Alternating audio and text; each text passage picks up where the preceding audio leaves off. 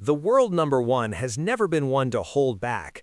Aryna Sabalenka, the four-time Grand Slam champion who just completed the Indian Wells Miami Sunshine Double, walked into her post-match press conference after advancing to the Miami Open quarterfinals with something burning on her mind.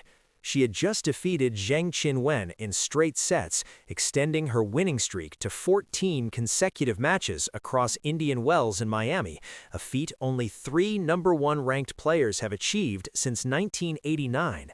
But instead of celebrating her historic run, Sabalenka used her platform to deliver a blistering critique of the organization that runs her sport. "I feel like the scheduling is going crazy," she said, her voice carrying the frustration of a player who has watched her peers drop like flies around her. "That's why you see so many players injured, always taped, and not delivering the best quality matches because it's almost impossible." Then, in the same breath, she turned her attention to a 20-year-old Filipina who has captured her admiration and her respect. "She's something special," Sabalenka said of Alex Eala. "Everyone wants to play the number one, and she's getting there." Aryna Sabalenka has never been one to hide her emotions, whether she's screaming in celebration after a clutch ace or muttering Portuguese swear words under her breath when a point slips away. The world number one wears her heart on her sleeve. So when she sat down for her post-match press conference after securing her place in the Miami Open quarterfinals, no one was surprised when she didn't sugarcoat her feelings about the state of the sport. "The schedule is too crazy," Sabalenka said, her words echoing a sentiment that has been building among top players for years. "Last year, I was trying to play everything I could, and honestly, at some point, I wasn't in the best state of mind. Going into this season, we decided to prioritize my health and make sure we have these little gaps in the schedule where I can just reset, recharge, and be better prepared for bigger tournaments." The comments were aimed directly at the WTA's mandatory participation rules, which require top players to compete in all 4 Grand Slams, all 10 WTA 1000 events, and 6 WTA 500 tournaments, an 11-month grind that Sabalenka described as unsustainable. "That's why you see so many players injured, always taped, and not delivering the best quality matches," she said. "It's almost impossible." The context for her frustration was personal. Just weeks earlier, Sabalenka had withdrawn from the Dubai Tennis Championships, citing a minor hip injury, a decision that drew sharp criticism from tournament director Salah Tahlak, who called the withdrawals of Sabalenka and Iga Swiatek an unfortunate surprise and demanded that players be docked ranking points for pulling out.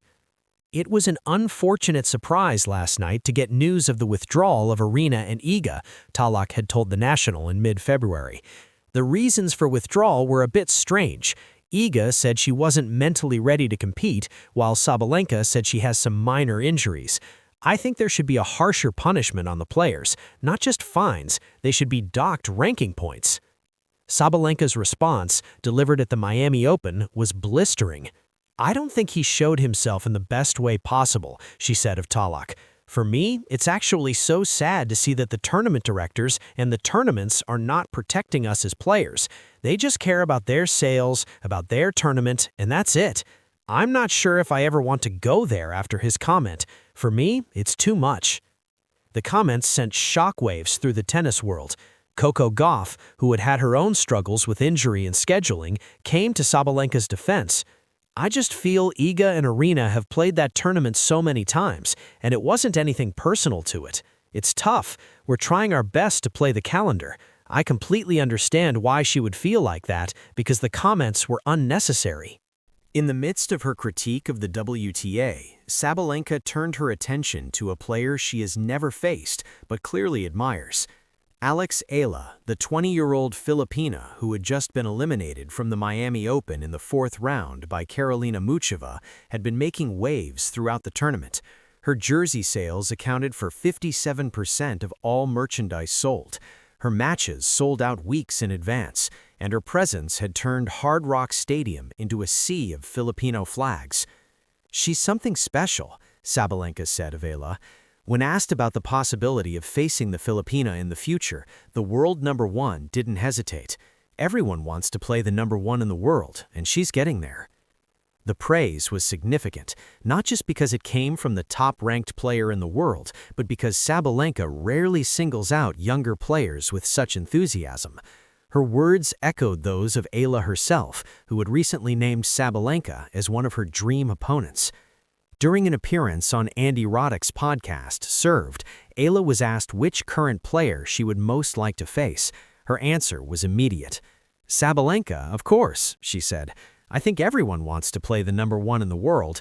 I almost had the chance last year. It's exactly what my coach told me before I played Jessica Pegula. He was like, 'Alex, you're in the semifinals of a Masters, of Miami nonetheless, and you're playing for a spot to play against the #1 in the world, so this is where you want to be.' I was like, yeah, this is where I want to be. I almost did it, maybe this year." Now, with Sabalenka returning the admiration, the tennis world is buzzing with anticipation.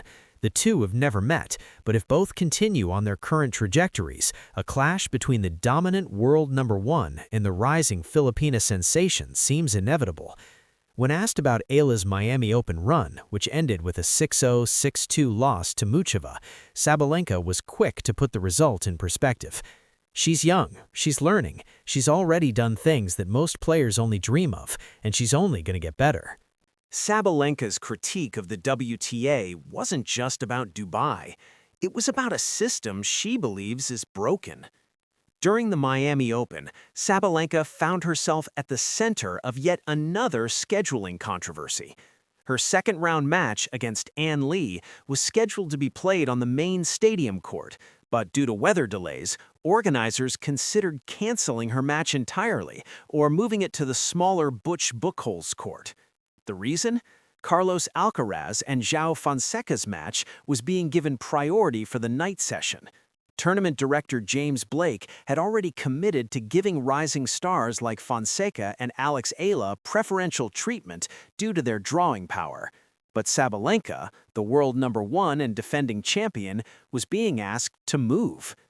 "I was actually shocked that they were considering canceling my match, or they were giving me a couple of options for the stadiums," Sabalenka said after her victory. "I was like, but what's the problem? Alcaraz and Fonseca start later because yesterday the night session started at 9. She ultimately chose to play on the smaller court, prioritizing getting the match done so she could have a day off to recover. But the experience left her frustrated and questioning why the world #1 was being treated as an afterthought. "I was actually really shocked at the idea of canceling my match," she admitted. "I think I have never dealt with something like that. I don't remember anything like that." Despite her frustration, Sabalenka was gracious about the outcome. "I'm just happy they had options," she said, "and I'm happy that fans with tickets to the Butch Buchholz court got to watch me." The incident highlighted the very issue she had been speaking about, a system that prioritizes ticket sales and marketable matchups over the needs of the players, even the world #1. Despite the off-court drama, Sabalenka has been unstoppable on it. She entered the Miami Open as the defending champion and the newly crowned Indian Wells title holder, having defeated Aryna Sabalenka in a 3-set final to claim her first title in the California desert. With those 2 victories, she was chasing history. Only 5 women have ever completed the Indian Wells Miami Sunshine Double: Steffi Graf, Kim Clijsters, Victoria Azarenka, and Iga Swiatek wrung them. Her run in Miami was characteristically dominant. She dropped her first set of the tournament in the quarterfinals against Zheng Qinwen, but fought back to win 6-4, 6-3. She extended her winning streak to 14 consecutive matches across the 2 tournaments, a feat only 3 #1 ranked players have accomplished since 1989. But the physical toll was evident. After her quarterfinal victory, Sabalenka was asked about the demands of the schedule. Her answer was blunt. "I feel like scheduling, it's too crazy," she repeated, her voice carrying the weight of a season that has already taken everything from her. "That's why you see so many players injured, always taped and not delivering the best quality matches because it's almost impossible." Her words were a stark reminder of the human cost of excellence. Sabalenka had played every tournament, traveled every mile, smiled for every camera, but beneath the victories and the trophies, she was exhausted, and she was no longer willing to pretend otherwise. For Alex Eala, Sabalenka's praise is validation of everything she has worked for. The 20-year-old Filipina has spent the past year proving that she belongs among the elite. She has beaten Iga Swiatek, Coco Gauff, Madison Keys, and Jelena Ostapenko. She has reached the semifinals of a WTA 1000 event. She has become the most popular player in women's tennis, selling out stadiums from Melbourne to Miami. Her Miami Open ended in the fourth round with a 6-0, 6-2 loss to Karolina Muchova, a defeat that extended her record against Czech players to 0-12 and will drop her ranking to number 45. But the loss did not diminish her star.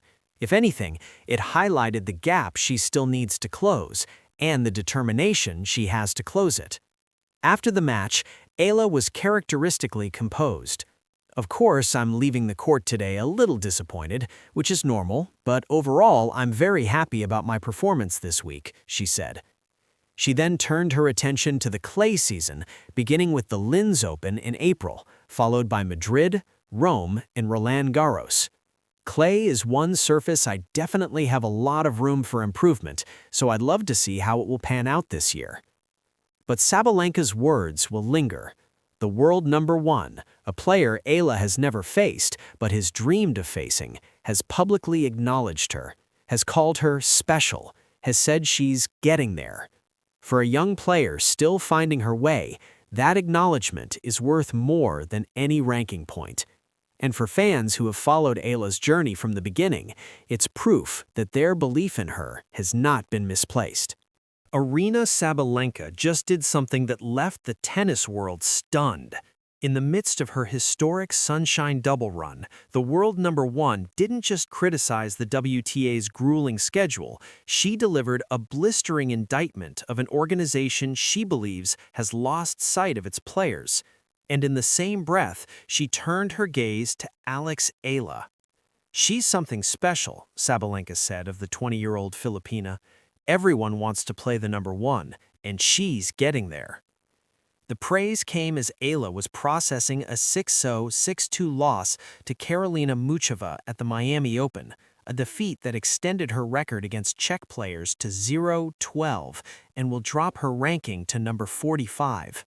But Sabalenka's words offered a different perspective. The world number one sees in Eala what the rest of the tennis world is beginning to understand, a player on the cusp of something extraordinary. Eala has already named Sabalenka as her dream opponent, telling Andy Roddick that everyone wants to play the number one. Now, with Sabalenka returning the admiration, the stage is set for a meeting that could define both players' seasons. The clay season begins now. Linz, Madrid, Rome, Roland Garros, and somewhere in the draw, a potential collision between the world number one and the Filipina phenomenon that could change women's tennis forever. Was Sabalenka right to call out the WTA? And can Eala finally earn that shot at the number one? Drop your thoughts below. Subscribe for daily WTA news, match breakdowns, and stories that go beyond the scoreline.